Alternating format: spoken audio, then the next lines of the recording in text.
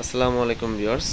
আজকে আমরা আপনাদেরকে দেখাবো কিভাবে Xiaomi টিভি 43 ইঞ্চি, এটা হচ্ছে Xiaomi টিভি 43 ইঞ্চি, কিভাবে ডিশ লাইন সেট আপ করতে হয়।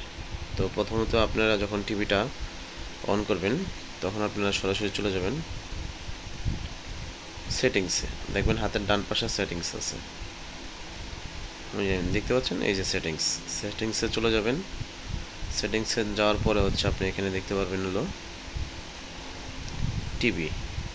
টিভিতে চলে যাবেন। টিভিতে চলে যাওয়ার পরে হলো চ্যানেল সেটিংস। চ্যানেলে যাওয়ার পরে হচ্ছে আপনি অ্যাডভান্সে যাবেন। অ্যাডভান্সে যাওয়ার সাথে হচ্ছে আপনি কেবলে যাবেন। কেবলে যাওয়ার পরে হলো অ্যানালগ, এই যে অ্যানালগে ক্লিক দিবেন, তারপর আপনি ডিশের লাইনটা সেট আপ হয়ে যাবে। আর যদি কারো বুঝতে অসুবিধা হয় তাহলে অবশ্যই কল দিবেন।